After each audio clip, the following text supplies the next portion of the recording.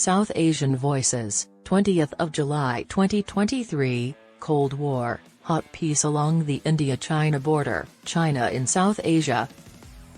To occupy the Indian Ocean and control these waters, China is launching an all-out war against the Indian subcontinent and keeping India entertained. Conflicts in Galwan in June 2020 were a significant turning point in China-India relations, which continue to loom over shifting dynamics between the two countries. Since then, Indian officials have offered harsh evaluations of two-way ties. March 2023, on the sidelines of a G20 summit. Indian Foreign Minister Jaishankar informed Chinese Foreign Minister Qin Gang that bilateral relations were abnormal. A month later, Rajnath Singh, the Indian Defence Minister, claimed that China's border actions had violated the basis of bilateral relations. China attempted to unilaterally alter the status quo in the Tawang region of Arunachal Pradesh along the eastern section of the Lak in December 2022, albeit the level of violence seen in the Galwan conflicts has not resurfaced. A few years ago, it wasn't easy to understand how relationships may deteriorate. To improve communication between the two militaries and prevent another stalemate like the one between the Indian Army and the PLA in Doklam in 2017, Prime Minister Modi met with Xi Jinping on 18 occasions between 2014 and 2019. The Wuhan summit in 2018, which was characterized as a reset in relations, increased confidence that solid trade and investment links may catalyze addressing political conflicts. At 2019, Prime Minister Modi welcomed Xi to a non-formal summit at Mamallapuram, Tamil Nadu, where they agreed to strengthen bilateral trade and establish a manufacturing alliance. However, India's sincere attempts to communicate with China in 2020 were met by a stabbing in the Galwan Valley. The two Asian countries' relations are on the verge of collapse, with no apparent way back. Warcraft refinement, Chinese internal developments. Chinese President Xi Jinping has presided over the Central Military Commission, CMC, a body regulating the People's Liberation Army, for over a decade. The PLA's readiness has increased due to Xi's modernization of the technology and software used in combat. With the creation of the Strategic Support Force, China has expanded into new fronts, including space and cyberspace, in addition to reorganizing army units and command theaters. Targeting university students with degrees in engineering, communications, and drone operations is another modification the PLA has made to its recruitment plan.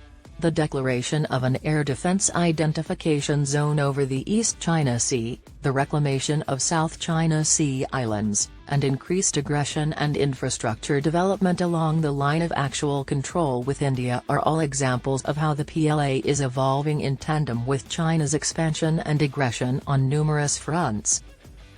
But from India's perspective, sincere attempts to communicate with China in 2020 were thwarted by a stabbing in the back in the Galwan Valley.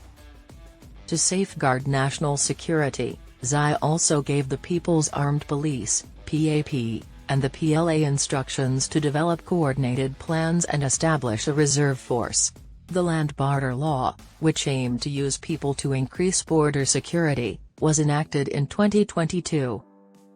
It also emphasized the need to relocate populations, update crucial infrastructure along the India-China border, and promote political education to strengthen a sense of belonging and allegiance to the Chinese country. At the same time, China's internal issues might also promote foreign adventurism, which aids a ruler in expanding their authority. The economy remains sluggish in Xi, and the unemployment rate for people aged 16 to 24 hit 20.8% in May. Xi would look to engage in military adventurism as a show of might and to stave off any internal challenges to his authority. Recall that Mao adopted an aggressive stance against India after his catastrophic Great Leap Forward effort, which resulted in the 1962 conflict. Domestic politics are paramount in China and will always impact the bilateral relationship with India. Race to upgrade Himalayan infrastructure. With a $225 billion defense budget in 2023, China can sustain the deployment of the PLA and extend its staying power by constructing infrastructure along the China-India border. China recently committed to constructing a new railway line between Xinjiang and Tibet, which will pass close to the Lak, cut through the Chinese-administered Aksai-Chin region acquired from India, and build housing accommodations for its troops close to the border. China is planning another artery route between Xinjiang and Tibet, which will once more pass through Aksai-Chin. This will increase China's capacity for soldier deployment and reinforcements. The Indian government is watching China's plan to build border area infrastructure. The country's defense minister praised the facilities as superior to India's in 2013. In the past, New Delhi has avoided building essential infrastructure close to the border to prevent the Lak from becoming more tense and sparking an attack. Indian strategic thinking about constructing border infrastructure has evolved in recent years. The development of infrastructure on the Indian side, according to Indian strategists, will facilitate the deployment of troops. The Border Roads Organization intends to complete 54 projects, primarily building roads and bridges, in Ladakh alone by 2023. Between the area, the agency completed 45 projects of a similar nature between 2021 and 2022. Nearly 3,000 communities near the China-India border would benefit from improved roads, power installations, and mobile phone access under the Vibrant Villages program.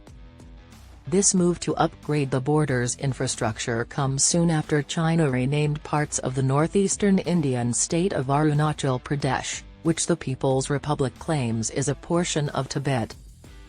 The coming years will demonstrate whether raising these areas' quality of life can encourage Indian citizens to stay in these border regions rather than move farther inland and strengthen India's territorial integrity and border security. India intensifies in response to a dominant China.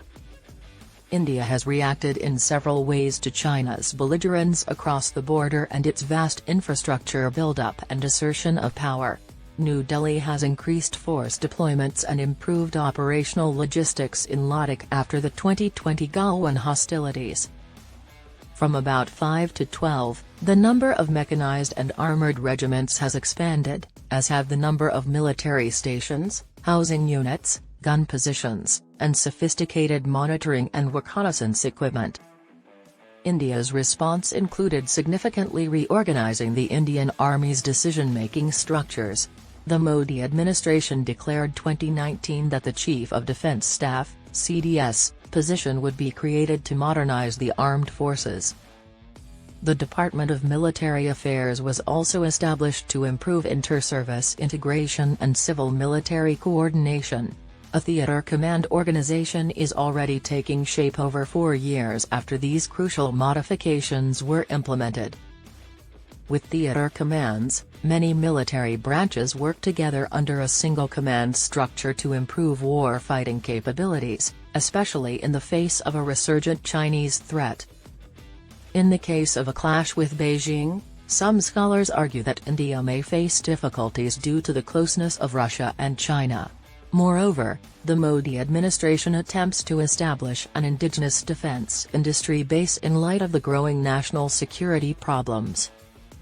India was among the significant weaponry importers in the world between 2018 and 2022, according to data from the Stockholm International Peace Research Institute, and its present defense involvement strongly emphasizes joint production and technology transfer.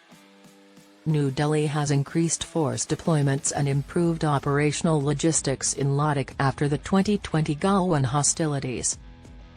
India has increased defense cooperation with countries like the United States and France to compete with China on its border and in the Indo-Pacific. India and France have agreed to collaborate on developing engines for warplanes and helicopters. This agreement comes shortly after India and General Electric Aerospace decided to build machines for combat aircraft with an 80% knowledge transfer. India cleared the way to purchase 3 Scorpion-class submarines and an additional 26 Rafale aircraft before Prime Minister Narendra Modi visited France. Due to these events, it will be harder for China to retain its hegemony in the Indo-Pacific area. 2 key themes of Modi's speech to the joint session of the U.S. Congress in June indicated how India will approach the challenge posed by China. First, he warned of dark clouds of coercion and confrontation while advocating for an Indo-Pacific free, open, and inclusive region. Second, he argued for India's inclusion in the international system alongside the United States. This demonstrates that China is the driving force behind the rapprochement between the United States and India.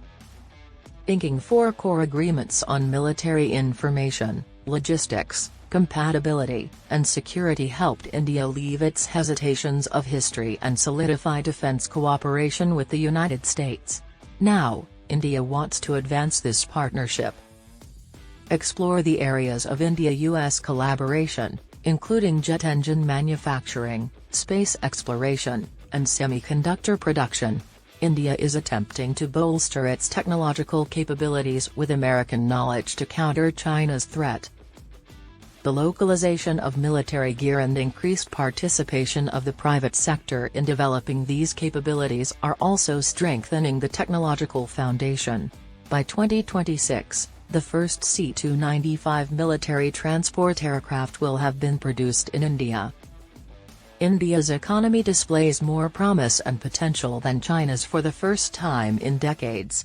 According to the Asia Development Bank, India's GDP growth in FY 2024 was 6.7%, whereas China's was 4.5%. Excellent political stability in India has prompted military modernization and cooperation with powerful allies like the US and France. Based on these criteria, drawing any conclusions may be too soon. Still, India has demonstrated that it can make the long-term preparations necessary to compete with China.